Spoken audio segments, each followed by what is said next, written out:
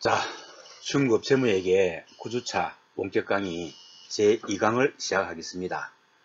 먼저 우리가 2강을 하기 전에 1강에 했던 것을 중요한 것 위주로 간단하게 요약을 하고 제2강도 중요한 것 위주로 간단하게 임팩트 있게 진행하도록 하겠습니다. 1강에서 우리는 유형자산이란 무엇인가에 대해서 공부를 했습니다.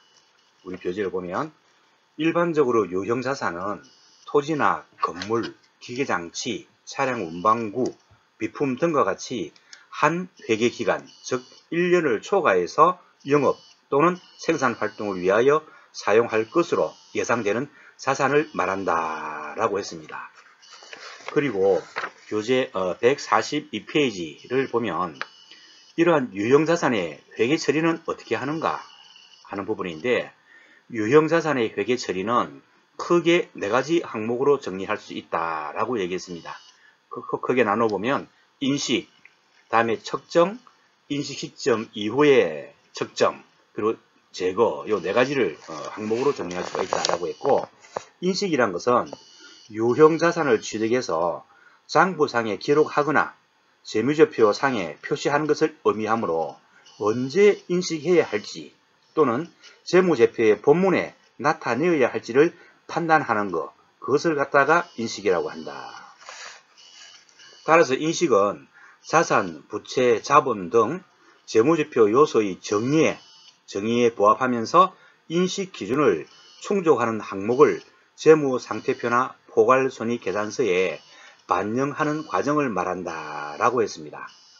구체적으로는 해당 항목을 서술하는 계정의 명칭, 예를 들면 건물, 기계장치, 이러한 계정의 명칭과 화폐금액 얼마인가로 기술을 하고 그 금액을 재무상태표 또는 포괄손익계산서 총계에 산입하는 것을 포함한다 라고 했습니다.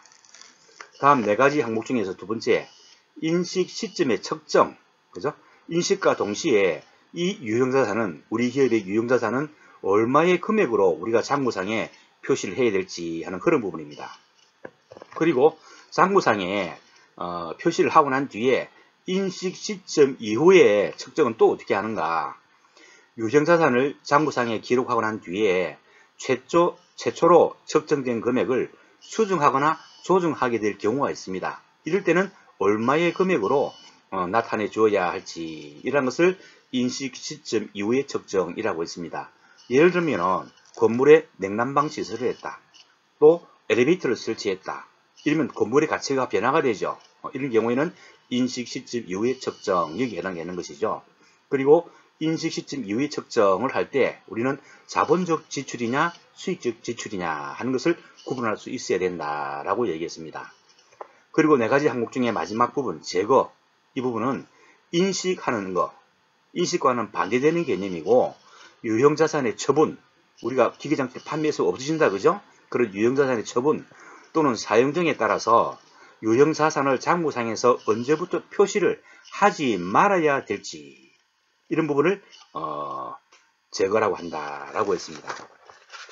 그리고 우리 교재 143페이지를 보면은 자산의 정의와 인식 기준 생각해보기 해서 개념 플러스가 나와 있습니다. 자산이란 것은 과거의 사건의 결과, 우리가 기계장치를 구입을 했다, 그죠? 이런 거. 과거 사건의 결과로 기업이 통제하고 있다. 통제란 것은 기업이 소유도 하고 있고 관리도 하고 있다. 그런 걸 얘기한다라고 얘기했습니다.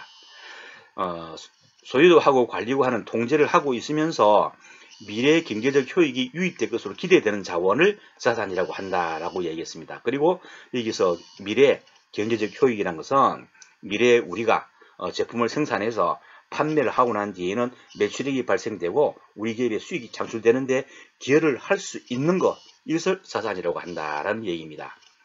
그리고 자산을 인식하기 위한 기준은 그 항목과, 자산의 항목과 관련된 미래 경제적 효익이 기업에 유입될 가능성이 높은 것. 두 번째 기준은 그 항목의 원가 또는 가치를 신뢰성 있게 화폐 단위로 측정할 수 있는 것. 이것이 2가지 기준이 된다라고 얘기했고, 지출이 발생은 하였으나 이번 회계 기간이 지나고 나면 관련된 경제적 효익이 우리 기업에 유입될 가능성이 높지 않다고 판단되는 경우에는 어떻게 하는가? 이럴 때는 자산의 인식을 정당화할 수 없기 때문에 자산으로 인식하지 않는다. 또 신뢰성 있게 측정할 수 없는 경우에 화폐 단위로 이럴 때는 어떻게 하는가? 이럴 때는 만약에 예를 들어서 손해배상 청구 소송 같은 게 있는데 거기에서 예상되는 배상금이 인식을 위한 경제적 효익에 발생 기준을 충족한다 하더라도 그 금액을 신뢰 있게 측정할 수 없는 경우에는 이를 자산이나 또는 수익으로 인식할 수 없다라고 했습니다. 그리고 우리가 이제 유형자산의 인식과 관련된 다양한 사례 중에서 중요한 것은 그죠? 수익적 지출과 자본적 지출, 또 그리고 항공기의 엔진이나 동체같이 중요한 구성 부품에 대해서는 어떻게 할 것인가?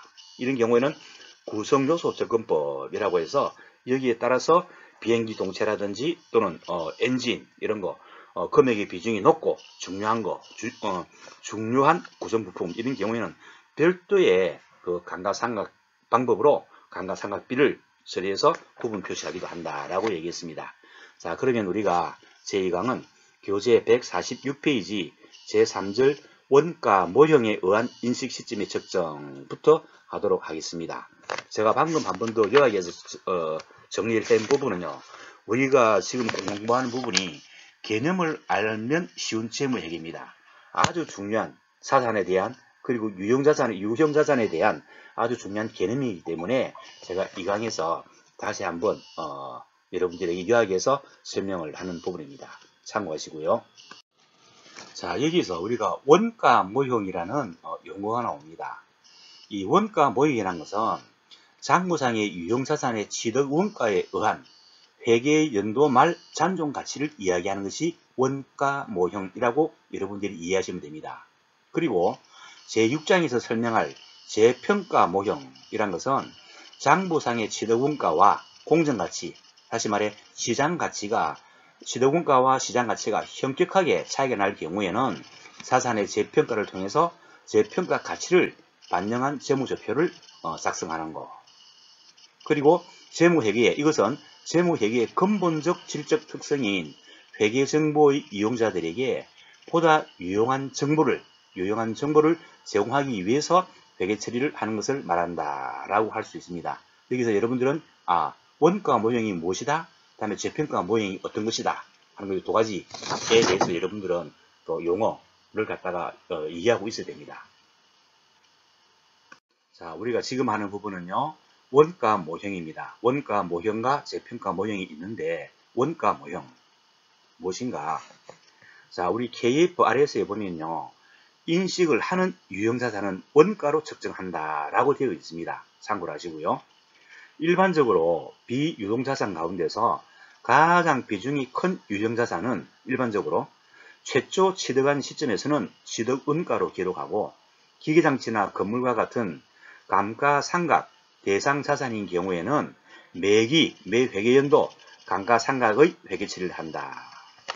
그리고 유형자산을 취득한 이후에는 해당 자산의 공정가치, 시장가치가 변동하더라도 이를 거래로 보지 않기 때문에 아무런 회계 처리를 하지 않는다. 예를 들면 10년 전에 1억 원에 구입한 토지가 인근 지역의 재개발로 인해서 무려 10배나 상승했다. 현 시가가 10억 원이 된다고 하더라도 기업 외부의 상대방과 거래를 하지 않고서는 재무상태표상에 10억 원으로 표시하지 않는다는 것입니다. 이러한 것을 원가 모형이라고 하고 이러한 원가 모형에 의한 접근 방법을 토대로 해서 유형자산의 회계 처리를 설명하도록 하겠습니다. 그리고 제6장의 재평가 모형에서는 원가와 공정가치와의 괴리가 심각할 경우에 어떤 그 차이가 크게 날 경우에 원가로 표시된 상태를 그대로 놔두게 될 경우에는 기업의 재무 상태를 제대로 표현해 주지 못하기 때문에 비록 외부의 상대방과 거래는 하지 않았다 하더라도 공정가치로 재평가하는 모형을 토대로 해서 유형자산의 회계 처리를 설명하게 됩니다. 왜냐하면 KIFRS에서는 유형자산에 대해서는 원가 모형이나 재평가 모형 중에서 기업으로 하여금 자율적으로 하나의 회계 정책을 유형자산의 분류별로 선택해서 적용하도록 하고 있기 때문입니다. 자, 여기에서 우리는 제2장 재무회계의 개념체계에서 설명한 바 있는 측정의 의미를 다시 한번 기억해 볼 필요성이 있습니다. 회계상의 측정이란 것은 유형자산의 인식기준을 통과해서, 여기서 통과한다는 말은 인식기준에 부합된다는 말입니다.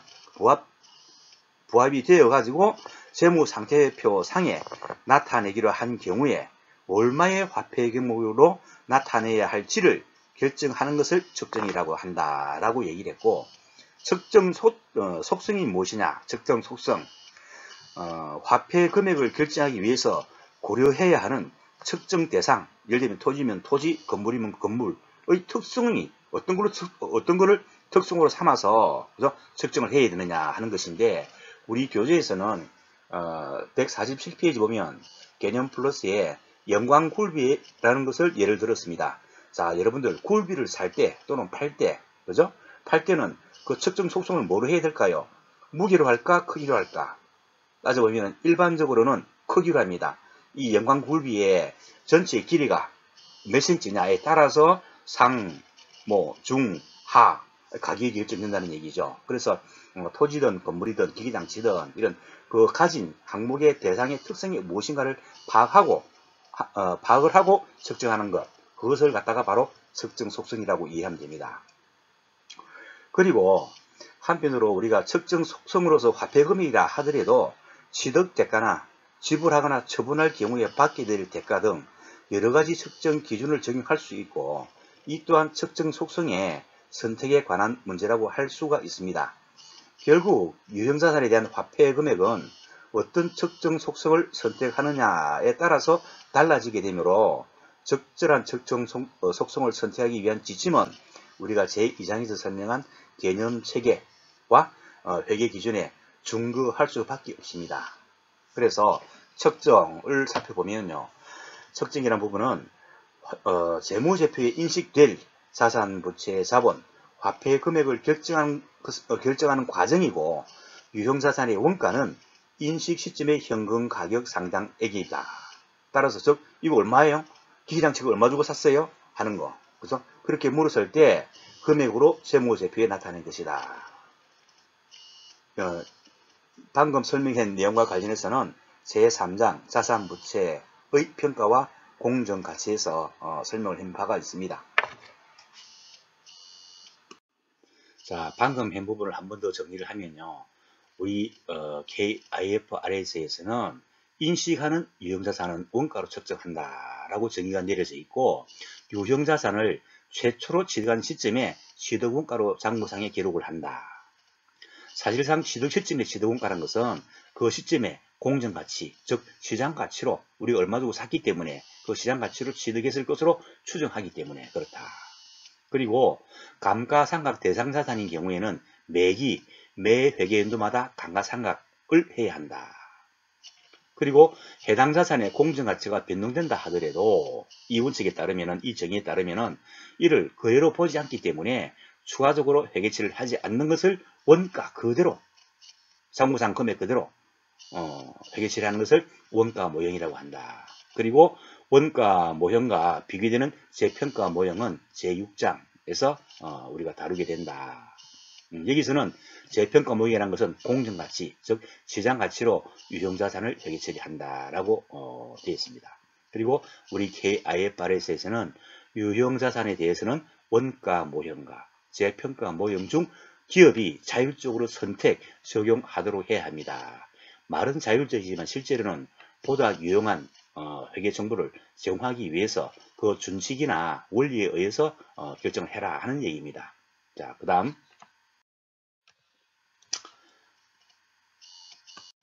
자, 조금 전에 했던 측정 속성은 화폐 금액을 결정하기 위해서 측정 대상의 특성을 식별하고 선택하는 것을 측정의 속성이라고 한다. 연간구비는 무게보다는 길이, 크기를 갖다가 상품성이나 가격을 결정하는 중요한 특성이라고 한다면, 이를 연간굴비에 대한 측정 속성으로 선택해서 측정하고 표시하라는 것이다. 취득하는 데 지불하는 대가나 처분할 경우에 받게 될 대가 등 여러 가지 측정 기준을 적용할 수도 있다. 결국 설정 속성이란 것은 선택에 관한 문제이다. 대신에 이러한 선택에 관한 문제는 결정은 개념 체계와 회계 기준에 준거해서 적절한 보다 유용한 재무 정보를 제공한다는 그런 적절한 측정 속성을 선택해야 된다. 그리고 측정이란 것은 재무제표에 인식된 자산, 부채, 자본의 화폐 금액을 결정하는 과정을 적정이라고 한다. 얼마예요? 기계장치 얼마짜리? 이런 거. 그리고 유형자산의 원가는 인식 시점의 현금 가격 상당액이다. 즉 달리 말하면 공정가치, 또 다른 표현으로 쉽게 이해하자면 시장가치, 이러한 것들을 얘기한다. 그 다음, 자, 우리 교재의 147페이지를 보면 3-1에 취득원가와 원가의 구성요소, 취득원가에 관한 원가의 구성요소는 어떻게 되는가 하는 부분이에요. 원가란 것은 자산을 취득하기 위해서 자산의 취득 시점이나 또는 건물 등의 건설 시점에서 지급한 현금 또는 현금성 자산이나 제공한 대가의 공정가치, 시장가치를 말하기 때문에 유형자산의 취득을 위해서 희생된 대가, 지불된 대가, 지출된 대가, 무엇을 얻기 위해서, 그죠? 그러한 대가를 유형자산의 원가라고 할 수 있기 때문에 유형자산의 취득이나 건설과 관련된 다양한 거래 형태에서 희생된 대가의 범위를 어떻게 정하느냐에 따라서 원가는 달라질 수가 있으므로 원가의 구성요소 그리고 그 범위를 이해하는 것은 매우 중요합니다. 따라서 첫 번째, 구입가격. 자, 구입가격은 교재 149페이지입니다. 그죠? 구입에 수반되는 제세 공과금, 세금 같은 거, 그리고 예를 들면 뭐 관세라든지 수입할 경우에는, 그죠? 또는 취득세, 여러분 자동차 살 때 취득세 납부를 해야 되죠? 취득세, 이러한 것들을 가산하고 매입 할인, 우리가 살 때 할인을 받았다. 이런 것은 차감한 가격을 구입 가격이라고 한다. 이 경우에 장기 연불 조건으로 매입한 경우에 대해서는 현금 구입 가격 상당액을 구입 가격으로 보고 보다 자세한 내용은 다음에 설명하기로 한다. 두 번째, 가동할 수 있는 상태로 준비하는 과정에서 직접 소요되는 원가. 예를 들어 우리가 기계장치를 구입했다. 그럼 기계장치를 우리 공장에 설치를 해야 되고 설치를 하고 난 뒤에 시운전을 해봐야 되죠. 우리가 원하는 제품의 품질 그리고 수량이 우리가 원하는 그런 사양대로 생산이 원활하게 되는지 안 되는지 시운전을 해봐야 됩니다. 그죠? 그런 과정에서 직접 소요되는 원가도 포함한다라는 얘기입니다. 자산을 가동하는 데 필요한 장소, 상태, 장소는 우리 회사 공장에, 그 다음에 시운전을 통해서 우리가 원하는 만큼의 품질을 가진 제품을 시간당 몇 개를 갖다가 생산할 수 있는가 시험해 보는 거, 이런 상태에 이르게 하는데 직접 관련되는 원가를 말하는데 예를 들면 다음과 같이 자, 유형자산의 매입 또는 건설과 직접적으로 관련되어 발생한 조금원의 급여, 시운전에 투입된 직원들의 급여도 취득원가로 포함해야 된다는 얘기입니다.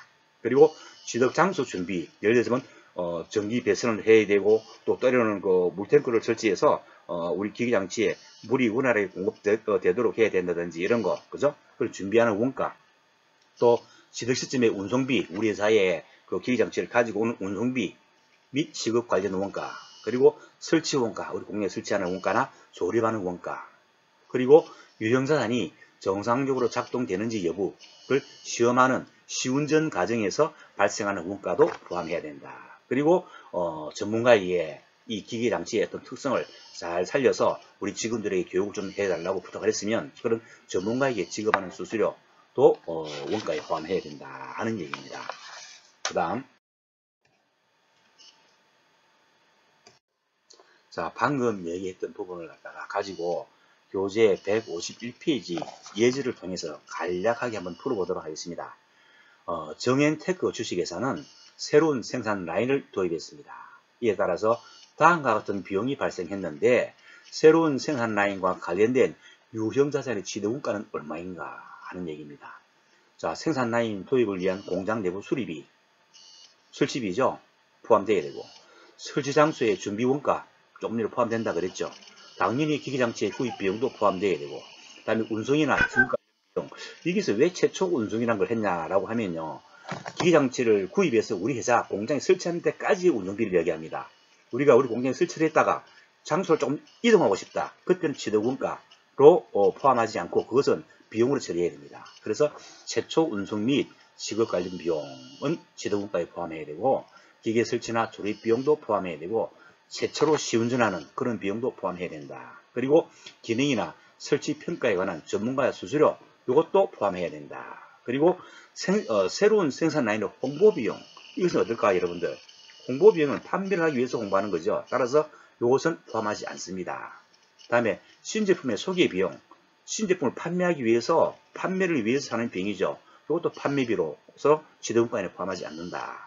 그리고 새로운 생산 라인에 대한 영업사원, 생산 직원들에 대한 교육훈련비가 아니고 영업사원에 대한 교육훈련비도 판매를 하기 위해서 하는 그런 비용이죠. 이것도 포함하지 않습니다.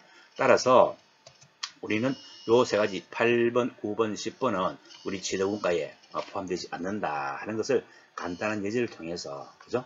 살펴보았습니다. 그러면 이해가 훨씬 더 쉽게 되겠죠. 그리고 참고로 여러분들 150페이지 보면요. 개념 플러스에 KIFRS의 원칙 중심과 원칙 중심과 직접 관련되는 원가의 판단은 이라고 나와 있습니다. 박스로. 이 중에서 여러분들 하나 정도는 이렇게 좀 살펴봐야 될 부분이 있어서 제가 말씀을 드리겠습니다. 만약에 여러분들 우리 회사에서 기계장치를 구입할 적에 은행에 돈을 빌려서 구입했다 할 경우에 은행에 돈을 빌렸으면 차입금에 대한 지급이자가 발생되죠. 이럴 때 지급이자는 과연 원가에 포함을 해야 될까 말아야 될까 하는 문제입니다. 이것은 일단은 자산을 취득하기 위해서 기계장치라는 유용자산을 취득하기 위해서 부채, 은행에 차입금으로 자금을 조달했다면 이자 비용은 회피할 수 없는 회피 불가능하다고 봐야 되기 때문에 이때 이자 비용은 우리 기계장치라는 유용자산의 취득원가에 포함을 해야 된다라는 얘기입니다. 또 하나 여러분들이 만약에 승용차를 구입할 적에 그리고 차를 구입했으면은 등록을 해야 되죠. 등록할 적에는 지하철 개발 채권이나 뭐 지역 개발 채권 이런 걸 매입해야 되는데 그 공채의 시장 이자율과 그죠? 그 공채에 명시된 이자율하고는 차이가 많이 납니다. 그런데 우리는 그걸 가지고 있을 만한 그게 안 되기 때문에 대부분 다 자동차 등록 사업소에 있는 공채 관련하는 그런 사람들에게 바로 즉석에서 팔아버립니다. 그러면은 사실 시세보다는 우리가 조금 손해를 보게 되죠. 손해를 보게 되지만은 자동차를 사용하기 위해서 등록을 하기 위해서는 이 공채가 없으면 안 되기 때문에 부득이하게 그 공채를 일시적으로 샀다가 바로 공채를 구입하는 사람에게 팔고 우리가 부담을 해야 되죠. 이런 것도 결국은 우리가 등록을 하면은 등록을 하기 위해서는 공채가 필요하고 공채가 없으면 공채를 판매함으로 인해 가지고 발생되는 그 비용은 우리가 회피 불가능한 원가이기 때문에 그 처분 손실도 공채 처분 손실도 취득과 직접 관련되는 원가라고 해야 된다라는 얘기입니다. 자, 그 다음 자, 그리고 교재 151페이지 3 자산을 해체하거나 유정자산을 해체하거나 제거하거나 부지를 복구하는 데 소요되는 원가는 과연 취득원가에 표현을 해야 될까 말아야 될까 하는 문제예요. 자, 우리 공장에 예를 들어서 공장 설치물을 설치를 했는데 그 공장에 필요한 그 설비를 설치할 적에 이 설비는 한 5년 정도 우리가 사용하고 폐기를 해야 된다. 추정이 되면 자, 우리가 공장 생산을 하는데 필요한 그런 설비를 설치를 했는데 그 설비를 한 5년 정도 우리가 사용하고 폐기를 해야 된다 했을 경우에는 그 설비를 철거도 해야 되고 또 그 설비를 설치했던 장소 또 복구를 해야 됩니다. 이럴 적에 들어가는 원가는 어떻게 해야 되는가 하는 문제입니다. 그때 들어가는 비용은요, 우리가 그 공장 생산을 하기 위한 그 설비를 설치할 적에 자 5년 뒤에는 철거한다. 그리고 5년 뒤에 이것을 철거하고 복구할 적에 예상되는 비용을 추정을 그 추정 비용이 한 500만원 정도 든다 라고 하면 그 500만원도 그 유형자산 우리 공장 생산에 필요한 설비에 취득원가에 포함을 해야 된다 하는 얘기고 포함된 그 취득원가는 결국은 복구 충당 부채로 해서 우리가 매 회계 연도마다 복구 충당 부채로서 비용으로서 처리해 나가야 된다 하는 얘기입니다. 한 번 더 정리를 하면은 자산을 해체하거나 제거하거나 부지를 복구하는 데 소요되는 원가는 어떻게 할 것인가. 시대원가에 경제적 사용이 종료된 후에 복구 비용도 해당 자산을 사용하기 위해서는 회피 불가능한 비용이다. 따라서 복구 비용에 대해서는 유형자산의 시대원가에 반영을 해야 된다. 그리고 우리가 5년 뒤에 철거할 것이다. 사용하지 않는다 라고 추정이 되면 그 5년 동안에 걸쳐서 감가상각을 통해서 비용으로 감가상각비라는 비용으로 인식하고 회계처리를 해야 된다 하는 얘기입니다. 복구 비용이 재고자산의 생산을 위해서 사용되는 공장 설비에 관한 것, 그리고 간접비인 감가상각비를 통해서 재고자산의 원가에 반영을 해야 된다. 제조경비의 그저 감가상각비로서 비용으로 처리를 해야 되고 그것은 제조원가에 반영해야 된다 하는 얘기입니다. 자, 이상 여러분들 제2강은 이렇게 간략하게 여러분들이 꼭 알아야 될 부분만 중심으로 해서 요약해서 설명하고 마치겠습니다. 이어서 3강을 하도록 하겠습니다.